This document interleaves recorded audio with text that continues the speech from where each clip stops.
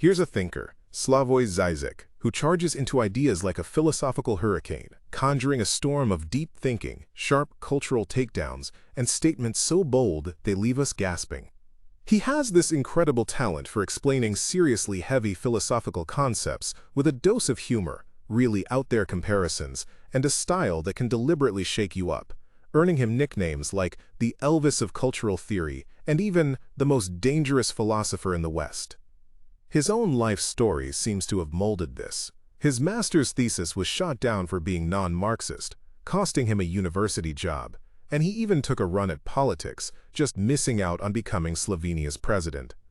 4 marriages, including to philosopher Renata Selekl and Lacanian scholar Analia Huni, hinted a life woven with intellectual companionship, and he even viewed his Bell's palsy philosophically, his facial paralysis a symbol for political inaction, while his Ljubljana apartment overflows with books and movies. His work is instantly recognizable for its mix of incredibly deep philosophical points delivered with plenty of rude jokes, movie references, and deliberately politically incorrect jabs, which really fanned the flames of debate. Consider his tricky thoughts on a 2016 Trump vote, potentially shaking things up more than Clinton, or his comments on the refugee crisis critics said sounded a bit too close to racist ideas, and more recently, views on transgender issues called transphobic by some. Even Noam Chomsky criticized him for using complicated words without solid theoretical backing. Yet his highly publicized debate with Jordan Peterson showed his divisive relevance, and Žižek himself admits that getting criticized from all directions might just mean he's actually tackling complex problems in a useful way, a core part of his whole intellectual project. Žižek says the real kicker with ideology is that it's not just a mask. It's more like the invisible architect of our reality, an unconscious fantasy structuring the very social world we live in. As he wrote, the fundamental level of ideology is not of an illusion masking the real state of things, but that of a fantasy structure structuring our reality itself. The big other, a Lacanian idea, plays a huge role here. Imagine this unspoken symbolic authority, a societal big brother, making sure we all toe the line. Žižek argues that even now, thinking we're past ideology is the ultimate ideological con job, a real arch-ideological fantasy. He often uses Peter Sloterdijk's phrase to nail how it works today. They know it, but they are doing it anyway. This isn't your classic Marxist false consciousness. It's cynical reason. We might see the flaws, but we go along, keeping the system alive. For Žižek, ideology is baked into our daily habits. Like Pascal's advice to doubters. Just start going through the motions of praying, and belief will eventually catch up. And then there's jouissance, another Lacanian notion. This transgressive, intense, maybe even painful kind of enjoyment. Žižek suggests those cultural practices, the ones letting us bend the rules a little, give us a kind of kick that secretly reinforces the whole ideological setup. So ideology's power isn't just what we think. It's about how our very experience of reality gets shaped by these unconscious structures of the big other. Žižek, pulling heavily from Lacan, argued our human subjectivity is fundamentally fractured, split right down the middle between what we're consciously aware of and this whole other realm of the unconscious. This isn't just some minor psychological quirk, it's a basic part of being human, and it totally shakes up how we understand politics, where conscious beliefs often flat-out contradict unconscious desires actually pulling our strings. Žižek's unconscious isn't a dusty old box of hidden urges. Nope, it's more like an active structuring force, constantly shaping how we see reality, and even why we sometimes act in ways that seem totally off the wall in the political game.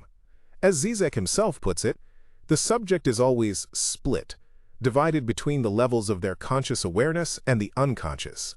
This inherent split isn't a flaw, it's fundamental, helping explain why people believe contradictory things, and recognizing it is crucial for understanding those often hidden, unconscious forces that mold our political realities.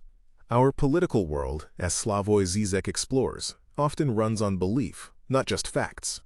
What we believe can hold more sway than what we know. Consider those big words like the nation or freedom.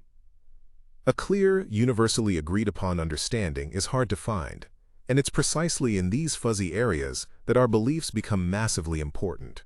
Zizek draws a really interesting parallel here with Jacques Lacan's idea of transference. Much like an analysand assumes an analyst has secret knowledge, in the political arena, belief often works as belief through the other. We believe because we assume other people, especially those in authority, have a special insight. This is how ideologies keep their grip.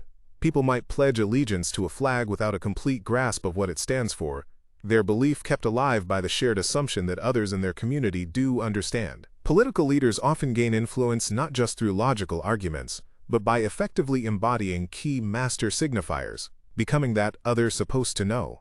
As Zizek himself puts it, exactly where and because subjects do not know, the scope and nature of their beliefs on such matters is politically decisive. This whole perspective kind of nudges us to critically look at the often unquestioned beliefs that form the bedrock of our political realities, shaping what we do even when there's no concrete knowledge behind them. Zizek, with his signature move, tackles social turmoil when things really go off the rails, not with logical steps, but by pulling in the Lacanian rail. This isn't everyday reality.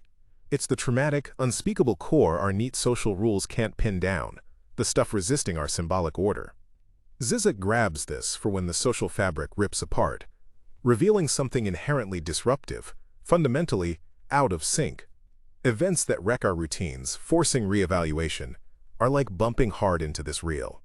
Truly transformative change, he argues, means confronting this reel head-on, a deeply unsettling, even violent business attacking our basic assumptions. The reel isn't manageable. It breaks our ideas, the point where words fail. Genuine revolutionary power comes from the guts to face this disruptive force, grappling with inherent contradictions rather than smoothing them with quick fixes. Indeed, Zizek has developed a whole challenging philosophical system, using Lacan to reinterpret Hegel through Marxism, Christianity, and even quantum physics, to find a basis for real collective revolutionary change, highlighting how the unrepresentable, the traumatic, shapes history. One of Slavoj Zizek's crucial ideas is jouissance, a tricky psychoanalytic term for an intense, rule-breaking, even painful kind of enjoyment. Zizek argues ideologies aren't just beliefs. They're super tangled with how we get our kicks. Even officially forbidden stuff gives us an outlet for this jouissance, a powerful hit connecting to society's shaky foundations. Fascinatingly, what we find awful about others is often that they don't enjoy things our way, making them seem threats to our enjoyment. As Zizek famously asked, American Puritanism forbids sex, drugs, violence, and rock and roll. What is American culture but? This nails how condemned things become central to its identity and a source of rebellious enjoyment, weirdly reinforcing the very system that forbids them. So, jouissance reveals the strange ways we find satisfaction within ideological setups, even against the rules, showing it's not all rational thought gluing us to our groups.